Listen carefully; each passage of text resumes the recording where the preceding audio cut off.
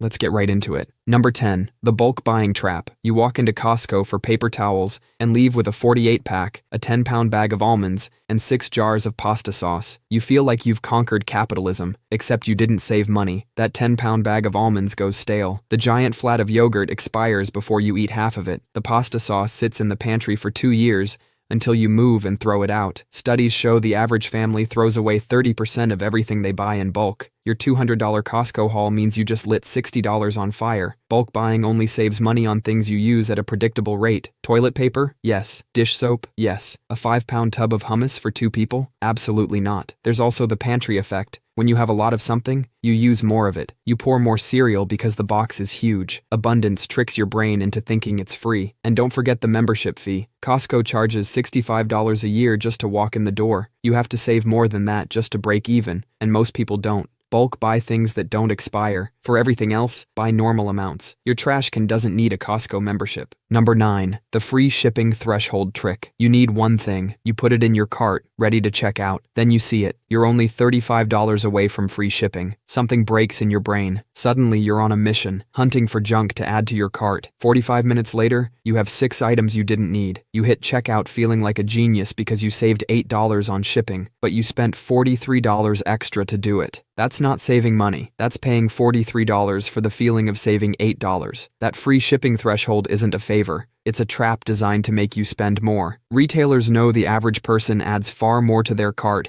than the shipping would have cost. The real move is simple. Just pay for shipping. If the item is $20 and shipping is $8, you spend $28. The moment you start adding junk to avoid that $8 fee, you've already lost the game. Number 8. The dollar store death spiral. You walk into the dollar store feeling like a financial genius. You grab laundry detergent, batteries, and trash bags. You spend $12 and feel like you beat the system. You didn't beat the system beat you. That laundry detergent is watered down, so you use twice as much per load. You end up paying full price, but with extra trips to the store. The batteries are worse. You put them in your TV remote, and they die in 4 days. By the time a normal pack of batteries would have died, you've spent 3 times as much. And the trash bags. You fill one up, lift it, and it opens from the bottom like it's giving up on life. Now you have garbage on your floor. Economists call this the poverty premium. When you buy the cheap version of something, you often spend more over time than someone who bought the quality version once. The person who spent $8 on good batteries in January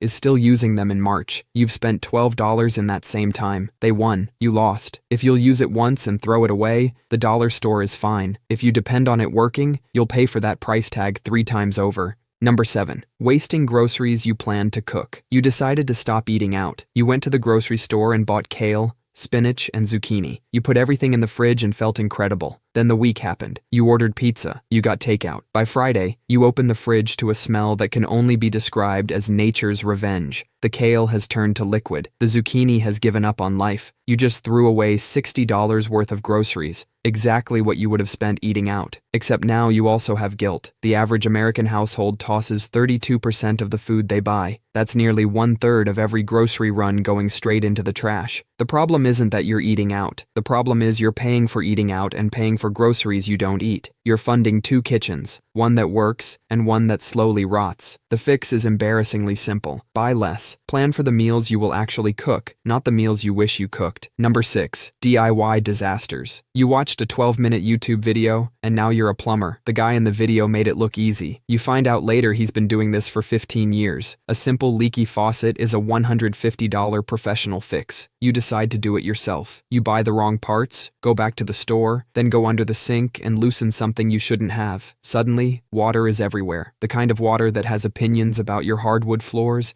and your downstairs neighbor's ceiling. The original repair was $150. The final bill, after the plumber and the water damage crew, is $4,800. The moment you're dealing with water, electricity, gas, or structural elements of your home, you are no longer in DIY territory. You are in, please just pay the professional territory. The pro isn't just charging for 45 minutes of work. They're charging for knowing exactly which valve to turn, having the right tools, and carrying the insurance that covers it when something goes wrong. Number 5. The cheap sunglasses strategy. Cheap sunglasses are a sneaky way to destroy your eyes while feeling frugal. When you buy a $5 pair of shades, your eyes see the dark tint and think they're protected, so your pupils dilate. They open wide to let in more light, but the cheap lenses aren't blocking UV rays, just visible light. Now your wide-open pupils are getting a full blast of UV radiation. You've made things worse than if you just squinted. UV damage to your eyes builds up silently over years. Then one day you're in a doctor's office hearing words like cataracts or macular degeneration. Cataract surgery runs from $3,500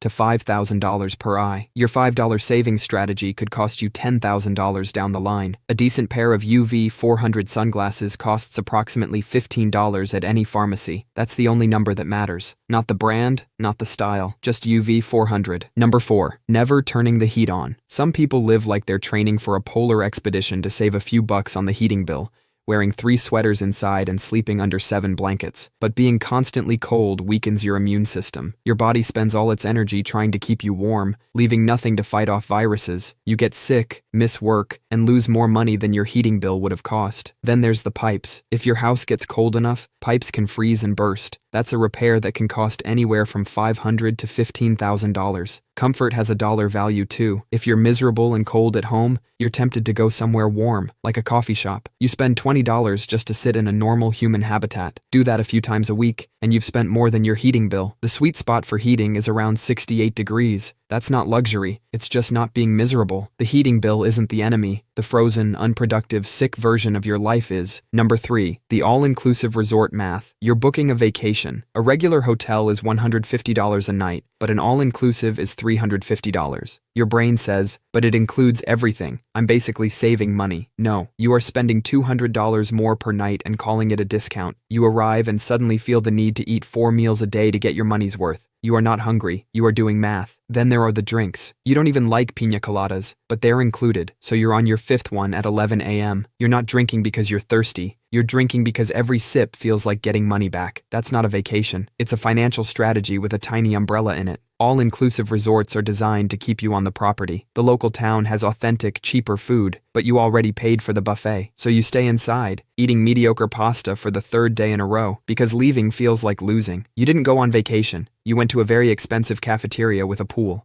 Number 2. Skipping the dentist. A dental cleaning costs about $150. A root canal costs $2,000. That's the whole argument. Most people skip the dentist to save money, but it's a short-term gain for a long-term disaster. Skip the $150 cleaning, and plaque builds up, causing decay that reaches the nerve. Now you need a $2,000 root canal and a $1,500 crown on top of it. You tried to save $150 and ended up spending $3,500. Gum disease doesn't just destroy your teeth, it's been linked to heart disease, diabetes, and strokes. Bacteria from your gums can travel through your bloodstream straight to your heart. If you don't have dental insurance, look into dental schools. Supervised students perform cleanings for a fraction of the cost, sometimes for free. The student needs the practice, and you need the cleaning. You can replace a car, you can't replace your teeth. Well, you can, but implants cost $3,000 to $5,000 per tooth. That $150 cleaning is the deal of the century. Number 1. Buying a cheaper house in a bad location. You found a house that's $80,000 cheaper than the others. You feel smart, but you shouldn't. That house is cheaper for reasons you're about to pay for. The cheap house is far from everything. An extra hour of commuting each day is 260 hours a year, 10 full days of your life spent in a car. The average car costs about $10,000 a year to own and operate. Add a second vehicle because nothing is walkable,